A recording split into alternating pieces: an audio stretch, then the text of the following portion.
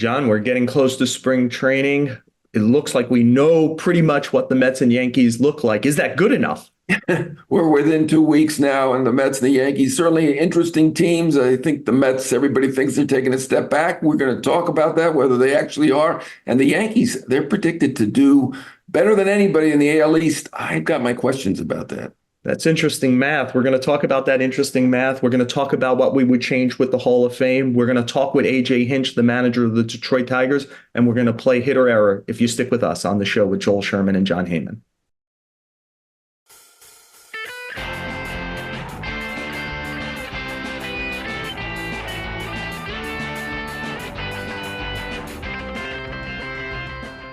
John, we got the conference championship games done in the NFL. We only have one NFL game left this season. By the time it's played, there will actually be two teams in spring training, the Dodgers and the Padres, because they opened their season, I think it's March 2021 in South Korea. So they're beginning their spring training a week early. The other 28 teams all open. I think the on-the-field date is February 14th. Or the report date is February 14th. So we're about 2 weeks away from then. So even though there's still tons and tons of free agents out there, John, we thought this would be a good time to ask like just the general question about the two New York teams, about where the level of concerns are. What worries you? So why don't we start with the Mets? They obviously have changed who's running baseball operations. They've changed who's the manager. As we get closer to Port St. Lucie, John, what worries you about the team? Well, I mean, they look like a solid team. I think they can be competitive, but I mean, obviously there's some big questions. I mean, it seems like the goal has been set back a little bit, the expectation a little bit set back. Certainly, I think they're aiming for 2025. I do think David Stearns has done a good job putting together a solid team. I know when Joe Beningo was on, you weren't on that week, but he just was going on and on about him being a small market GM. I mean, I think that was kind of the task this year, was to put together a decent team. What is a small market GM? I'm curious what that is. Well, like if we're going to talk about it on our show, what does that even mean? Well, somebody who's not competing for Snell and Chapman and Bellinger and all those guys, I guess. $325 million to a guy who never played in the major leagues? Yeah. Yeah, that doesn't feel very Milwaukee to me, right? That's a small detail. By the way, Andrew Friedman came from Tampa to Los Angeles and actually got that guy. I would assume a smart guy could figure out how to go from a small market to a big market and make it a success. But ultimately, those kind of decisions are made by the ownership anyway, right? I mean, it's the GM or the baseball president doesn't set the payroll. So, he's going to be a big market GM. He's not technically the GM. He's baseball president, but he will be big market. Certainly is now. But once Cohn gives the go-ahead to really spend like we expected Cohn to spend. So we did expect him to take a bit of a breather. That said, I think they did a solid job. Their starting pitching depth is better than the Yankees. I still think they're working on the bullpen. I'm a little concerned about the lineup. I'd love them to get somebody to bat behind Alonso. But I mean, I think they're competitive. If you're not talking about the Braves and the Phillies, if you're talking about the National League as a whole, I think they may be competitive and may steal that final playoff spot. John, I assume David Stearns will be good at this because he was good at it in Milwaukee. And all my dealings with him, I walk away thinking, there goes a smart guy who has real three-dimensional thinking about the way he puts together a team. But ultimately, you never know, right? Like there's been guys along the way who I thought could do the job, who couldn't, and guys who I thought couldn't, who could. This is human life, whatever. Having said that, I will say two things. I think that David Stearns has been more transparent about what he's trying to do than any New York top executive in a sport for any of the teams. Like he's been transparent. And then the question is, you might not like the plan, but doesn't he get the chance to do a plan in year one? The Mets essentially waited a long time to kind of like open up the job for him. He clearly said, we want to try to be as good as possible in 24 without disrupting anything 25 and forward. And that kind of the only person who fits that for a long-term plan is a 25-year-old guy we project to be an ace, which is Yamamoto. And they offered him $325 million which is the ultimate price he signed for the Dodgers. Everything else has fallen into the bucket of it doesn't disturb the long term. I even agree. I know there's like a lot of yelling about why don't they go get a DH? And I kind of understand his point, which is if we were trying like it was 2023 again, and it's gung ho, we're trying to win as much as possible. I think JD Martinez or Justin Turner or Jorge Soler would be a Met. But part of this year has to be finding out about Vientos, has to be finding out about Beatty, because I do think they're going to go guns a-blazing starting in 25, and they need to know more about what they have here. I think he's been transparent about it.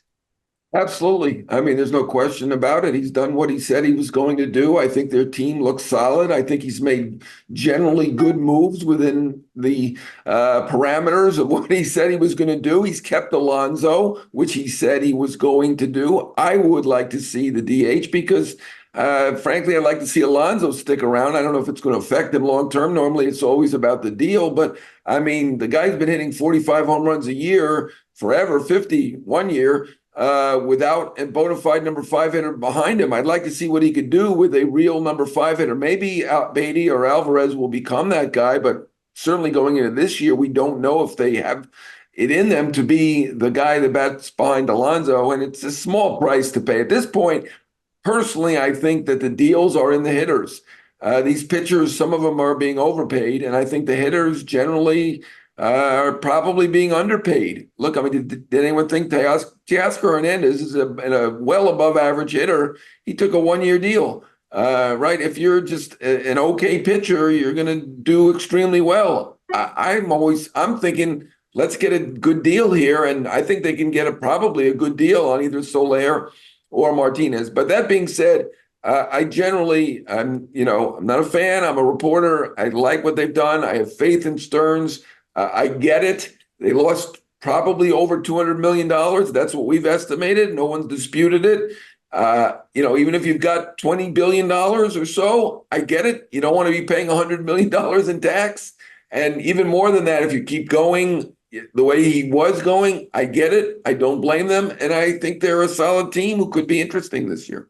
Yeah, I'm fascinated to see all the, look, I've been fairly critical of the Mets over the last 3 decades, but one of them is they're cheap. They have $70 million in dead money. And they're going to have a $330 million payroll for luxury tax purposes this year. The team that has the third highest payroll right now behind the Mets and the Dodgers is the Yankees. I think they're third. They might actually be second, but they're up there over 300 million also. I guess 300 million doesn't go as far as it used to, John, because we're probably both going to find some stuff we don't love about them 2 weeks before spring training. Yeah, absolutely. I mean, they're seen as a favorite now, and I frankly don't quite get it. They were 82-80 last year. They were almost 20 games behind the Orioles. I see these predictions of the Yankees beating the Orioles by 5, 10, 15 games in some cases. I'm not sure I understand that. The Orioles were a young team, so they should be on the rise, if anything. And Jackson Holiday could be appearing sometime soon. And I think Gunnar Henderson will be even better, perhaps an MVP candidate. Now that I know they haven't done anything, it seems like to me the Yankees are a little bit overvalued because they got the shiny object in Juan Soto. They didn't get Yamamoto, but they are better. They were better than 82-80. They just had so many injuries last year. I think that was the problem. I don't think it was Aaron Boone's fault. They were 82-80. They had a negative run differential. They just weren't that good because of the injuries and the players they were putting on the field due to the injuries and the age, frankly. I do think they will be better. I don't think they're as good as the odds makers are making them out to be. And I'm not sure why. I've seen some people say they're the favorite. They were 82-80. They added one great player. And to me, their rotation depth is a major issue. Yeah, I don't know. You're so much better with the math stuff than I am. The prognostication systems didn't like the Orioles last year either. After they won what was about 85, 86, whatever they won the year before, where they finally had a winning record.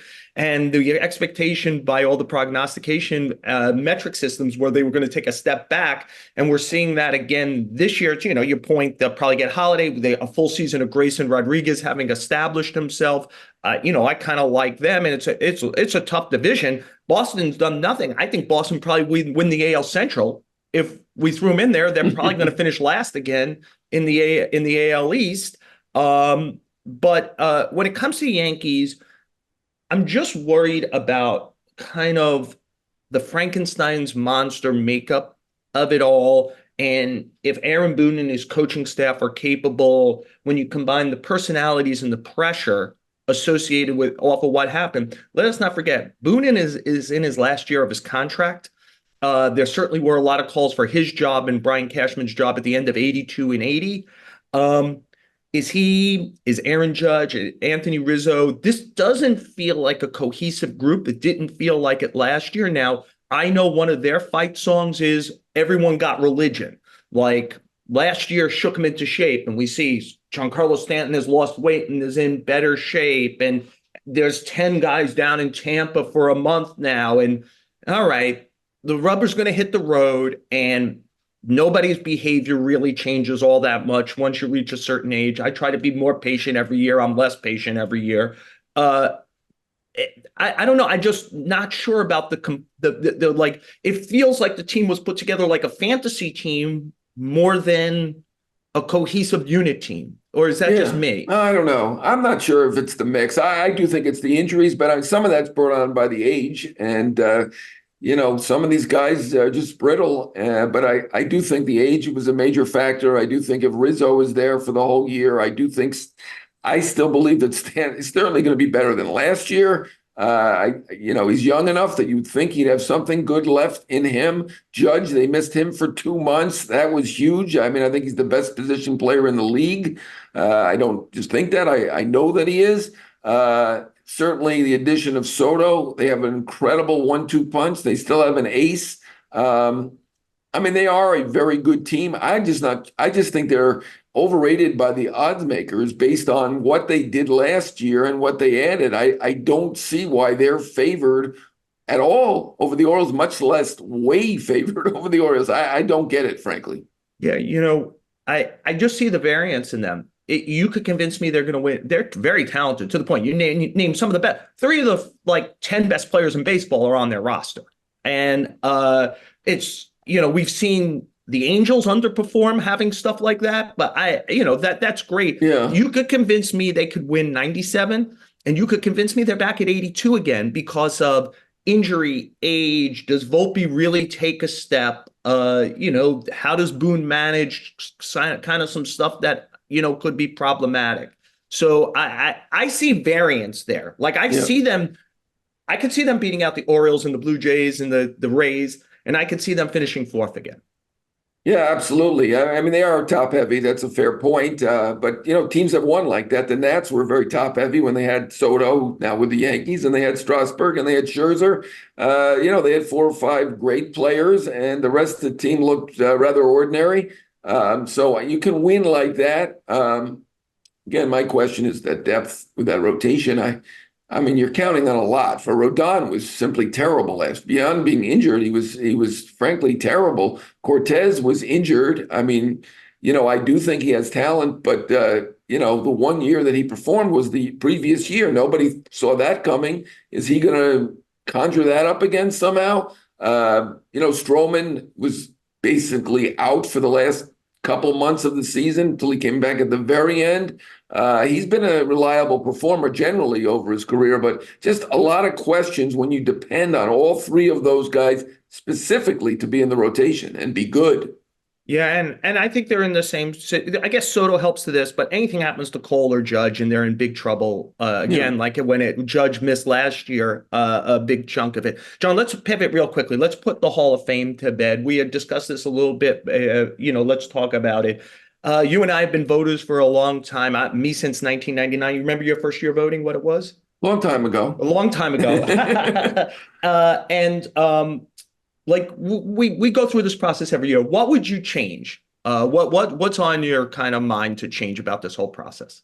Yeah, well, one thing I was advocating forever was that we should reveal our votes, and we finally generally are revealing our votes. There are a few holdouts who are really embarrassed about their votes or very squeamish about the reaction, but I'm now of a mind that we should not reveal our votes because I think that people are voting due to peer pressure.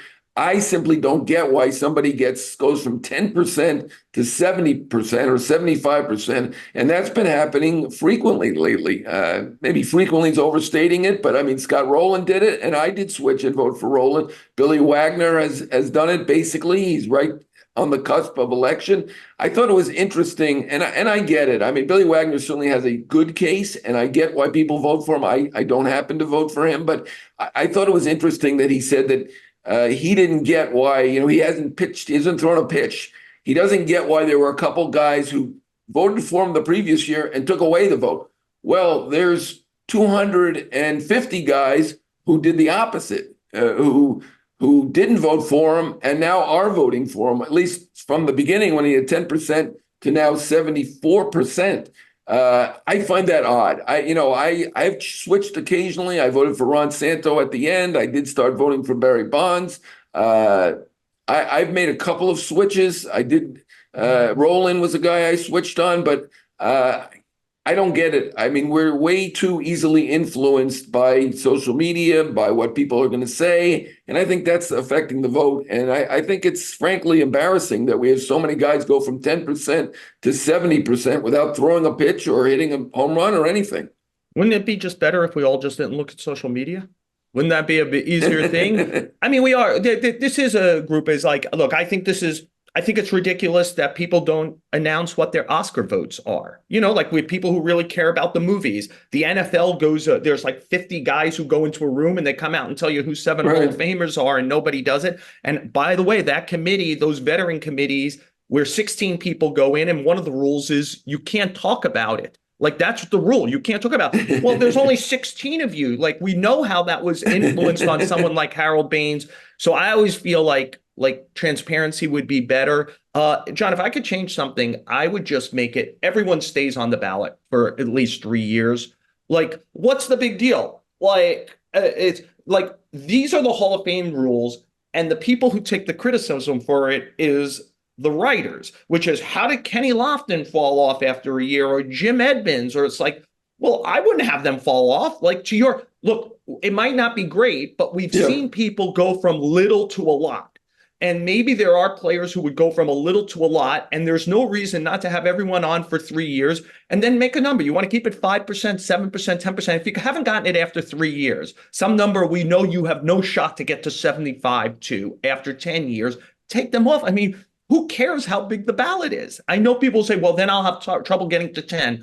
If you have 10, you have too many. You know what I mean? Yeah. It's like, decide who a Hall of Famer is. And what's the matter what the size is? Just keep them on the ballot, everyone on the ballot for 3 years.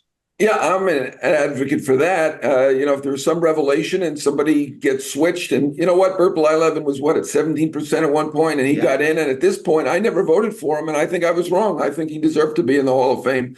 So I kind of get that, but I just advocated for us not going from 10% to 75%. So it's going to be hard for me to say we should keep the 5%ers on and then watch from somebody with 4% go to 75%. I get it, though. I just think that works better. If we combine our two thoughts, secret ballot and keep everyone on the ballot, I think that works. I have one other I would advocate for strongly. I think the ceremony should be moved to late June from late July. Look, there's a couple of big events on the baseball calendar every year, and one of them is the trade deadline. And I don't know about you, John, one of the reasons I don't cover the Hall of Fame is it's kind of during trade deadline stuff all the time. And I kind of think it would be disrespectful to like walk out on stuff because there was a big trade, and so to me, if you go to late June, the NHL is over, the NBA is over, the NFL camps haven't opened yet. Move it to a Monday so there's no baseball games. It's the only thing on that day, a Monday in late June. By the way,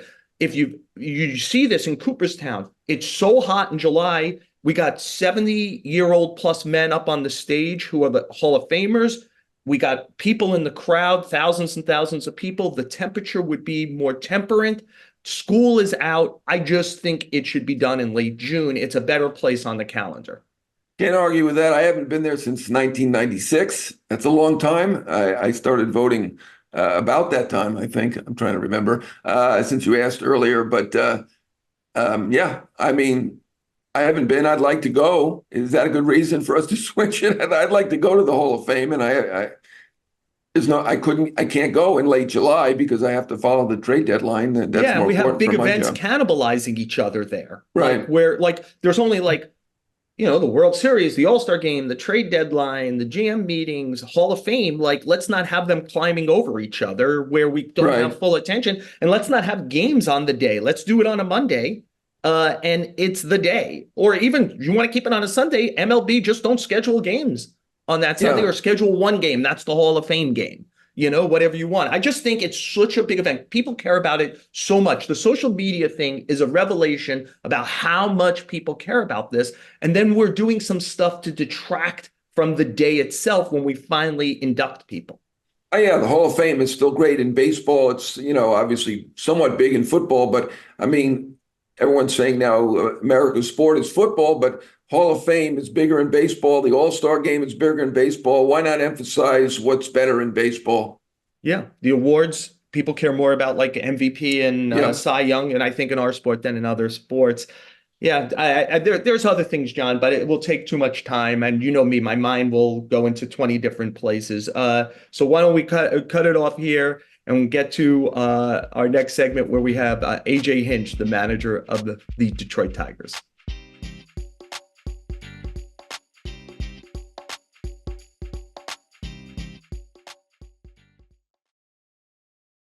John and I are so pleased to have manager of the Detroit Tigers, AJ Hinch. AJ, you'll be entering your fourth year with the Tigers. And look, I think one of the reasons we have you on, we love having you as a guest, we've had you before, is there is some buzz about your team right now. Perhaps that's about the AL Central. I think you could argue is the worst of the six divisions. But you finished strong. You finished 18-10 in September, which I think was tied for the best record in the AL. You really beat up on the teams in your division last year.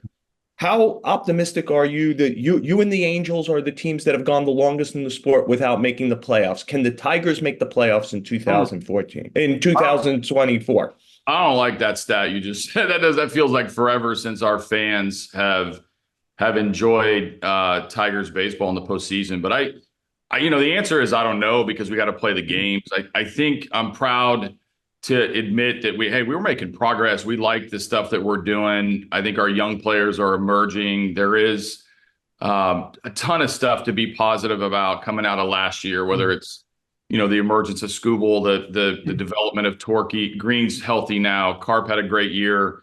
Obviously we just signed Cole Keith. It's going to bring a lot of attention to him, but when I look at this team, I see progress. I see a group that's starting to learn and understand how to win. It's changing because of, some of the veteran players, most notably Miguel Cabrera has moved on. But I think we understand what it takes to win, and building the foundation of this over the last few years.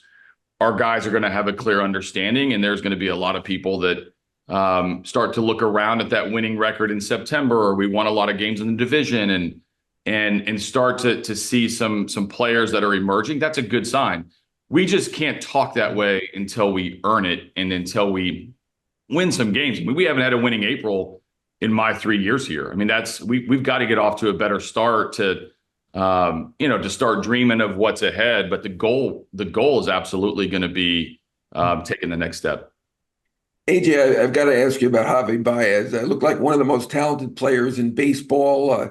Certainly his second half with the Mets was outstanding, and he has not been good at all with the Tigers, shockingly so. I know that you guys have hired Joey Cora, who was with him with the Mets. Is that part of the equation in hiring Cora? Do you feel good about Baez? And if he can't do it, do you have an answer? Who can be your shortstop? Yeah, so I mean, part of the number one reason we hired Joey is he's tremendous. He's a really good coach. He's a veteran coach. He's been there. He's won. I like some of the old school teachings where he is pure coach all the way, but yet he's evolved to be actually pretty progressive. When you look at someone who's been in the game for a long time, we make a terrible judgment sometimes that they are sort of stuck in their ways or they're old school. And Joey's an incredible blend. So I've been trying to hire Joey Cora for a number of years, and it happens to coincide now with, his relationship with Javy is good. He's very direct with players. I love what he's done with infielders throughout his career. We need Javy to be good. I think his offseason's been productive. We sent some coaches down to Puerto Rico to check in on him. We sent a trainer down there. He's done his workouts. He looks like he's in good shape. I'm going to see him in a couple of weeks. He's been interactive in the offseason. He knows it's a big spot. Because when you look at somebody as talented as Javy, and then you look back at last year where he started to slide down the order, he started to become, I didn't play him a ton down the stretch just so he could mentally clear his mind. We're looking for a bounce back year from him. There are stretches during these couple of years in Detroit where he's been incredible. Those get sort of, glossed over whenever you have the type of seasons that he's had, but he's still as talented as you referenced. We do see him as a big part of what we're doing. And hopefully as we've surrounded him with, another veteran in Mark Canha, or, as I said, Torque and Green and Carp and Jake Rogers all evolving into major leaguers. That's going to help ease his responsibility. He doesn't have to bat fourth. He doesn't have to be the El Mago that he was in Chicago. We just need a good version of him. AJ, why don't we deal with a little recent news? You guys signed Colt Keith to a 6-year contract before he played a game in the major leagues. He's one of the top prospects in the sport. He played a lot of third base in the minors. I think he's expected to play second base for your team, if you'll tell us if he has a chance. But the big question I have is, a lot of these pre-contracts, we look at Luis Robert, it really worked. Eloy Jimenez kind of has worked. But a lot of these haven't worked. The John Singletons, the Evan Whites, the Scott Kingerys. Why will Colt Keith work, and what's his chances of making your team? Yeah, so the second question is, he's going to have to come and earn it. But we love the kid. We love his upside. We love what he can do on the field, and we expect him to come in and have a good spring and make our team. Now he's going to have to earn it. Like, that's one thing where we separate the business side and the baseball side. I was up in Detroit with him and his family, and I was like, this is all great, and I love that he's doing this, but he's got some work to do, to be a major league player and be a good major league player. The business side of this deal, he's dealing with the organization and his relationship there. So I'm proud of him, for all the work that he's done to this point. We love the bat. I think the combo of plate discipline, power, the hit tool, like, there's a ton to love offensively, and I think all of us are starving for offense in the game. And when you see a player who can impact in so many different ways, you become a believer very quickly. He is going to work. He is going to play second base. For the most part, we're still going to hit him some ground balls at third base. We're not sure how we're going to configure it. And if you know me, I love moving guys around a little bit and having optionality when it comes to the defensive side. So I think, his plate discipline and his power is the way I'll answer your question, because it's unique. And now the next challenge is the big leagues. He's answered everything thrown in front of him through the minor leagues. What's going to come with this expectation is some pressure, I know. My job is going to be to take that. That's the business side. He's now set for life. He gets a chance to go out and just focus on the baseball. And given his makeup, we think he's going to be a really good player. This interview obviously is going to be about 90%, 99% probably Tigers and baseball, but I'm going to go off the board here. You and Joel were chatting before. You said you were in Detroit for the Lions final game there. And boy, I'm sure there were a lot of disappointed people. I just want to ask you about the mood of the city. And obviously Dan Campbell did a great job overall, but he's taken a lot of heat. You've been there. What do you think? He took some major gambles in that game. Yeah, first off, I love what the Lions have done for that organization, for the city. The fans showed up and supported this team just like they did us down the stretch. As we guided Miguel Cabrera into retirement, the fans are incredible in Detroit. And if you talk to people, players, coaches, managers that have come to Detroit, incredible sports town, incredible support of the local teams. Went to the Red Wings game on Friday night with Colt and was able to see. That's an emerging young team who's getting back to prominence. Like, it's fun to see the city alive and the fans respond accordingly. So I'm looking forward to more of that to come. I followed the Lions all year. I'm a football fan. And I love the energy that Dan brought. I love the messaging that he brought. I love the toughness that he brought.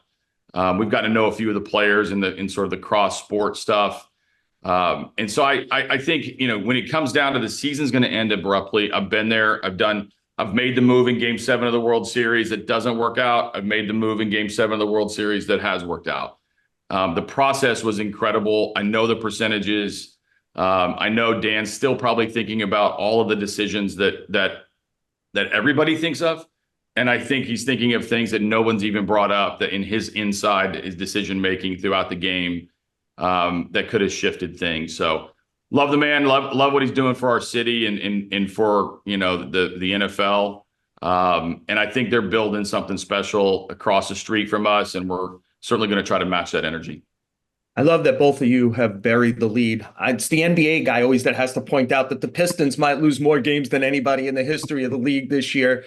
So I'm sure between that I had no idea. By the way, yes, I had no idea. I know. I expect that from you, John. But I expect between that and the Lions, the fans in Detroit would love to turn the page with you and your team. You mentioned the young players with the Lions. It feels to me like one of the things you did last year was there was a bit of a cornerstone with young players. Skubal, when healthy, kind of pitched like an ace. I don't know, a lot of people noticed that. Riley Green, when healthy, played well. Torkelson's last 2 months, Kerry Carpenter.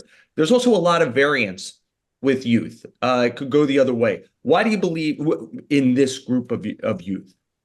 Well, I think the lessons learned are really important. And I think you're right. Like, we don't know how every single guy is going to respond. But when you look at, what Torque has done as an example, he's a great case study for this, where he comes up, huge expectations, #1 pick, gets thrown into the Wolves at 22. He struggles. He comes back the very next year, stands up for himself, 30. I mean, he just did so much progress in the 1 year once he learned. The biggest issue I think that comes with young teams is the expectations. It's the patience to allow those 100 at bats for Kerry Carpenter to have before all of a sudden you look up, you're like, man, he hit 20 homers. He's got good at bat skills. He's got good plate discipline. He can do some things offensively where you get other managers and coaches to ask me about him. That's what it starts to make me wonder, like, hey, this group, somebody's asking me about Greeny. Somebody's talking to me about Carp. Someone's saying, hey, what about this Ibanez kid against left-handed pitching? I mean, there's some build to this where the players start to believe in themselves, the league starts to respect what they're doing.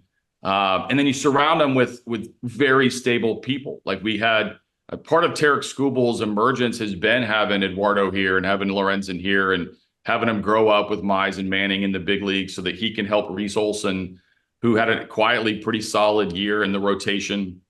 Those things, I think it just all starts to percolate. So it's not one thing or it's not one belief system. It's kind of it embodies the whole team as to why we're good. Now you factor that in, and I don't want to tip my hand on what we're going to talk about in the team meeting when I first address this team, but youth is good here in this league. Youth can win in this league. Youth can make a difference. It doesn't have to be simply the older teams or the highest profile teams or the biggest markets and the most in the salary stuff. So I think there's a belief system that's starting to establish. Now we got to go out and play.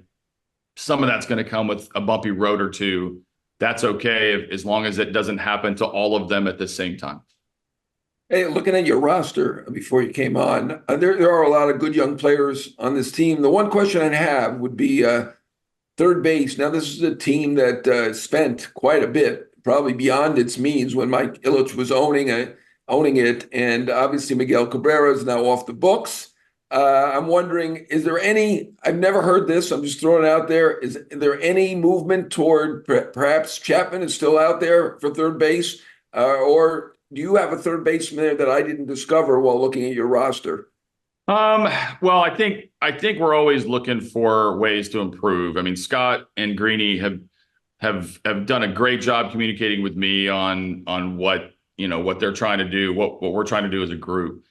I think that in some ways we have to get away from the thought that every single position has to have the born and bred player right there, right now, and leave some optionality for things to emerge. Now, I mentioned Ibanez as an example.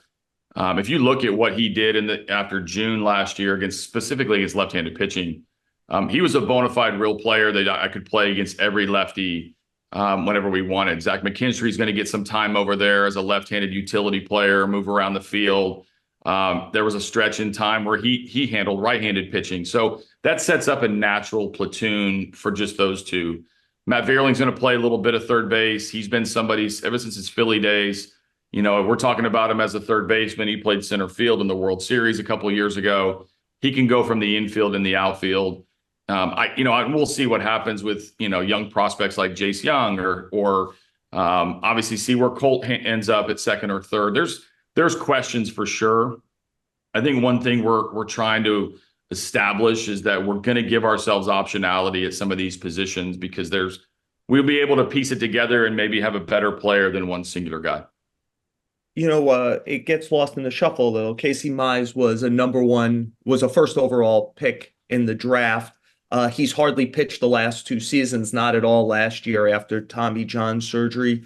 Where is he and what is your level? Is he a top of the rotation guy, a mid-rotation guy? Where does he fall in your head? So I'm super excited to see Casey on the mound. I saw him throw a bullpen in Lakeland a week ago or so. He feels good. He's going to go into camp, with his full array of stuff. He's going to have a chance to get out and compete again. This guy hasn't pitched in almost 2 years. And if you know him, it's eating at him. He's such a good competitor. He's got a great mind. He really understands pitching, and now his body's going to cooperate. Had a back issue, had an arm issue, and now he can get back on the mound and get to attacking the hitters. I don't know where he fits in. I don't really label guys on where they're supposed to fit in. I know, he's got the proverbial number 1 tag that's come with him. He doesn't allow that to distract him. He's a good pitcher, and he can get a lot of outs. I've never seen him fully healthy in my time, and he made it to the big leagues, and he had some stretches that was pretty good. So I know he prides himself on making starts. He prides himself in being, everybody says innings eater as if that's not good. That's great to be a good innings eater who also gets outs. But I think right now I want him to pitch, be healthy the next day, get to a bullpen and get into that routine and prove that, that he's cleared these last couple of years of rehab. Yeah, the big winter moves to this point have been Maeda and Flaherty. So I want to ask you about them and the overall rotation. Flaherty was, top of the rotation starter through 2019. Hasn't been as good lately. What's your expectation for him? And Maeda's been good, frankly, when he's been healthy, but there's been a question there on the health issue. Yeah, no, I mean, I think one thing that we kind of have we have a sneaky group of pitchers who've been pretty good, and we have a number of arms that we can throw at you in different ways, and we have different ways to get to the finish line. I mean, our bullpen was really good last year. Our rotation, we can have a pretty good competition in the spring to see how it all rounds out. I mean, specifically to the free agents that we brought in, we spent considerable time making sure that it was the right person at the right time. Maeda jumped at our deal. He was super excited. We saw him in the Central last year when he was in Minnesota. He talked about winning. He talked about, liking what we're doing. He joked that he didn't like facing our lineup. All good signs. And I thought he really wanted to be a Tiger and see what Fett and Robin Lund and Juan Nieves can do with him. We spent a lot of time on Flaherty. I went and saw him in Vegas. I had a chance to sit down and have dinner with him, and you start to learn about the person, learn about his journey. And you want to talk about a lot thrown at a young kid at a young age in St. Louis, one of the best baseball towns in the sport. And him have to deal with success and then deal with getting punched in the mouth a little bit. So we have some adjustments we like with him. He's already working with our pitching department. We had some success in the last couple of years, taking a player from point A to point B and have him be better for it. So I think he's coming here to be better. He's coming here to win. And, again, like when someone looks at someone's overall numbers in the last year or the last 2 years, it's easy to gloss over. There are a couple stretches in there that where he was pretty good, and he showed glimpses of of being that top of the rotation guy. We get part of that back. We're talking about a super deep rotation that has some guys stacked in AAA that are major league ready. Yeah, one of the guys in your rotation who sticks out to me, AJ, is Tarek Skubal. I'm not sure that the casual baseball fan would know the name, but I actually looked strikeout percentage for guys who started at least 15 games this last year. One is Strider, two is Glasnow, three is Skubal, and the guys he's are ahead of are Snell and Ohtani. Uh, Now the thing is, he did make 15 starts, injuries there. Do you have a budding ace in Skubal? Man, he's incredible. And we love having him on the mound with the intensity. And I don't think enough people have talked about him, but he's been hurt. He hasn't had a stretch of 30 plus starts. My first year, we governed him a little bit and he still came down injured. But the combination of stuff, competitor, presence, sort of fear instilled in the other side. I mean, in these games, you end up casually meeting a bunch of different guys. I've managed a lot of guys in my career. So you end up saying hello behind the cage or, out on the field before the game. And he might be the single player on this team that I get asked about the most from the opponent. And I think that's incredible respect. It's also like they're starting to see like this dude's not easy to hit. He's not somebody that you can take. He dominates the zone early in counts. He's a huge human. He got his velocity ticked up into the upper 90s. He's got some mechanical things that our group has tweaked with him. And then you look up and you're like, consistent start, consistent start, consistent start.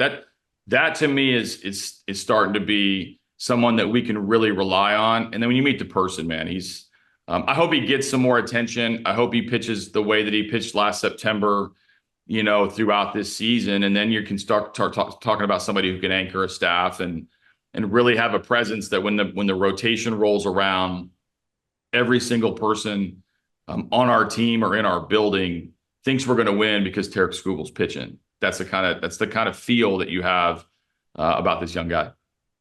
Tell us what your expectations are for Mark Canha. We're big fans, not only covering him in New York, but of course he was one of our guests on the show. So we always like anyone who comes on, and we do appreciate the fact you've gone multiple times. We're going to make a list of our multiple guests, but Right. we do appreciate you being on a lot. And some Mark Canha.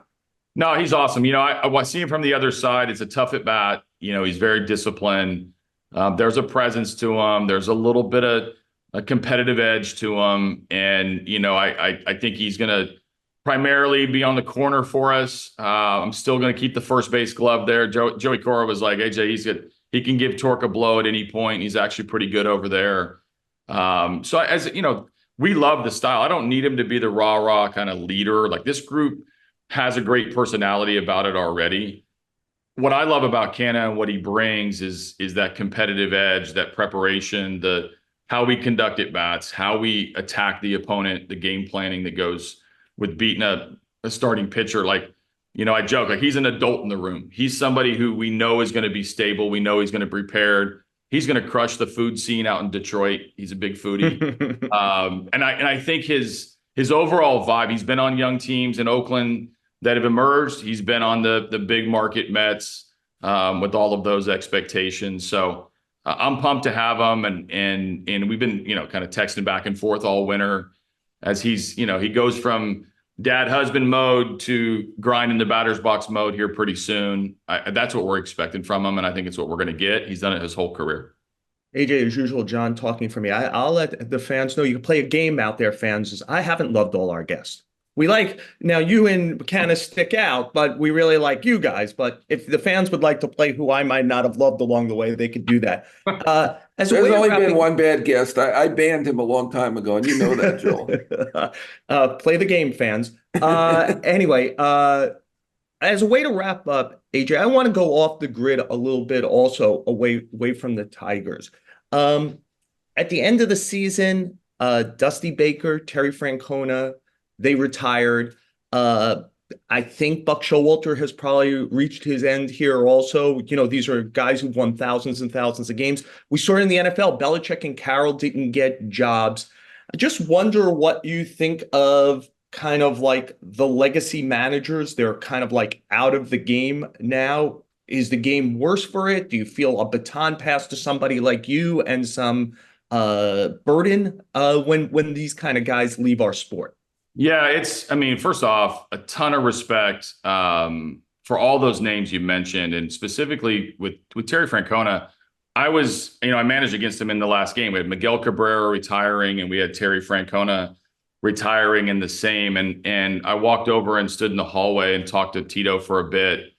And you get kind of sad. I mean, when you see these guys that have given their whole life to players, to the game, we are on TV all the time. We've now evolved to podcasts. Like there's so many ways that I think this position impacts the sport, and these are icons that are leaving the sport. And I think as much as we probably forget half of what they've done in the game and half of what the influence that they've had. And so the hat tip is necessary. I think they're reflecting back on what Dusty's done or what Boch is currently doing. We thought we were doing this for Boch years ago when he stepped away, and now he comes back and wins the World Series. I talked to Buck this offseason.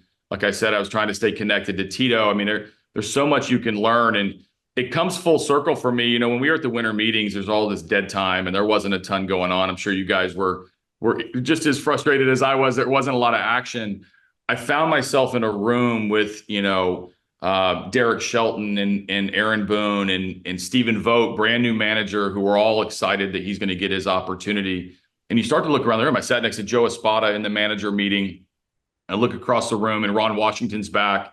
Alex Cora has done great things in Boston. I know he's well regarded. Craig Counsell just signs a big deal. And you look around, you're like, we're all the peers now are like, you are seeing a changing of the face of that room, in the face of it doesn't mean less. It doesn't mean somebody's not going to emerge and be the next version of these great icons. But man, just like taking a veteran player off your team and putting somebody else in, there's a presence that's lost in the sport, in those meetings, in the overall vibe when such great leaders and such great baseball men are stepping away and retiring. So hats off to that group, the NFL group as well. And thank you for paving a way of like what some days feels like an impossible legacy to follow. But those of us that are now reaching, 8, 9, 10, 11 years of managing, hope someday to have just as big an impact.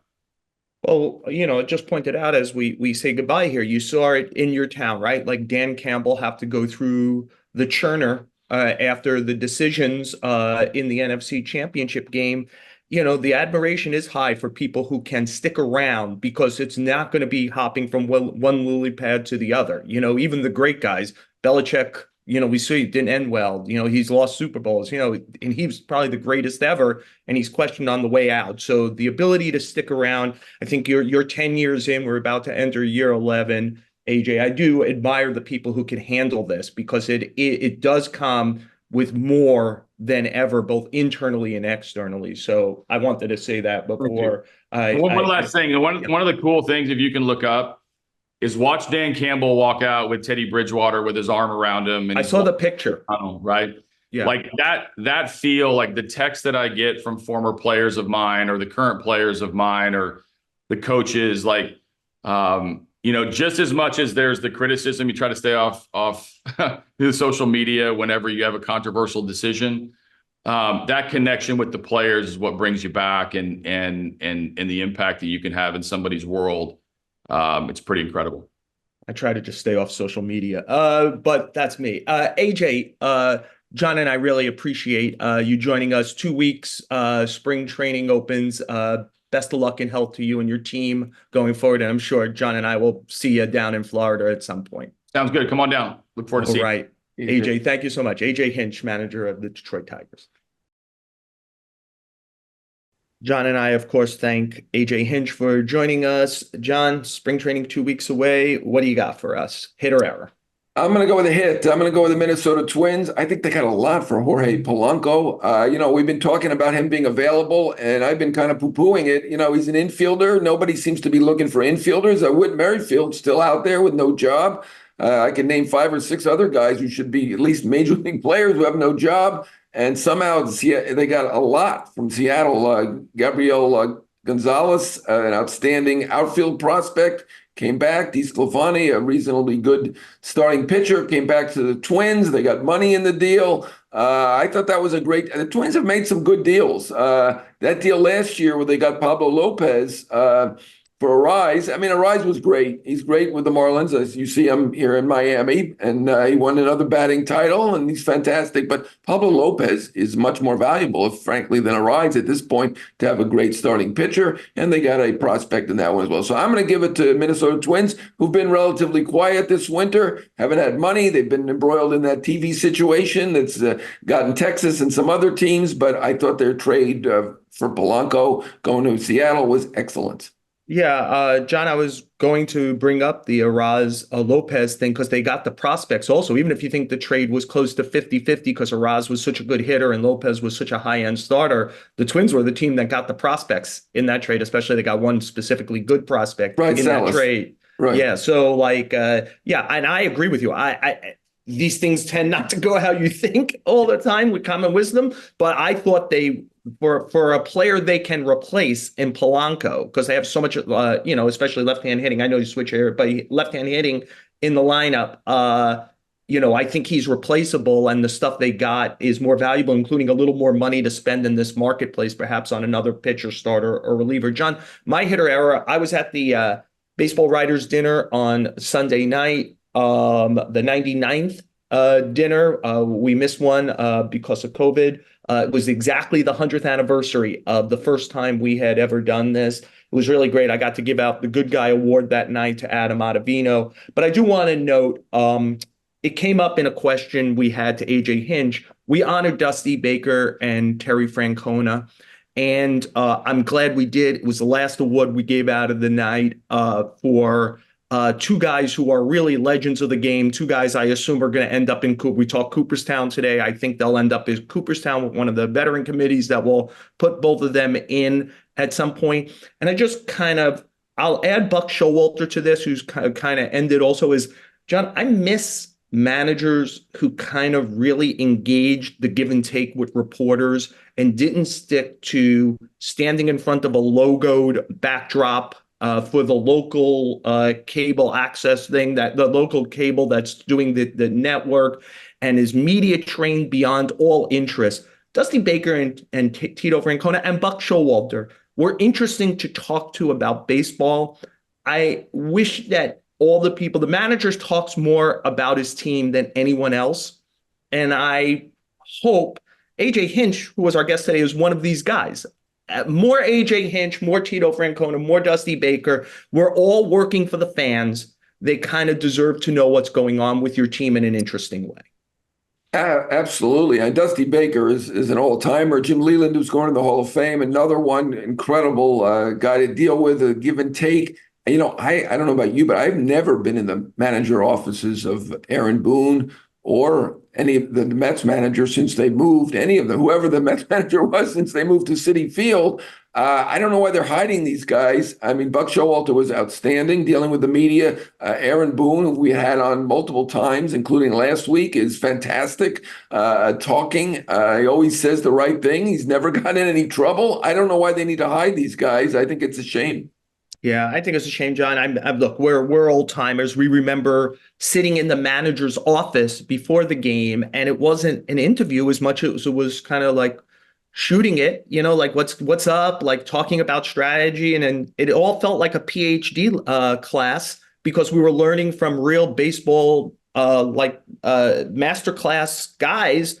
They're thinking on stuff. Not all of them, obviously. We covered some bad managers along the way. We had some good ones, though. I mean, not only Showalter, but Bobby Valentine to deal with him. I mean, that's an all-timer. Yeah, I had him on as a guest when you weren't on, but fantastic. I mean, the guy is a thinker like beyond compare. He's always got different thoughts. Some of them are a little wacky, but once in a while, there's a pearl in there that you can really use. He was at the baseball writers dinner. We honored the great infield of and Alfonso and Olerud were there, Ordonez and Ventura weren't. We're glad you're always out there. Our listeners listening to the show, a podcast from the New York Post.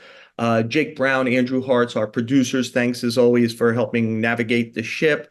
Don't forget to rate, review, subscribe, Apple, Spotify, wherever you listen to podcasts. Also, the New York Post Sports YouTube page. You get to see the pretty faces of, this week, AJ Hinch. Well, I'll leave us out of it, John. Though you pointed out your lovely background in Miami. You have to go I to got a YouTube. good background. If nothing else, I got the background. My background is if you go far enough, you're out in the streets of Manhattan. John, 2 weeks away, spring training. You're going to be down in Florida open. I think I'm opening in Arizona, then heading to Florida. It's getting closer. We'll talk about all of it if you stick with us on the show with Joel Sherman and Jon Heyman.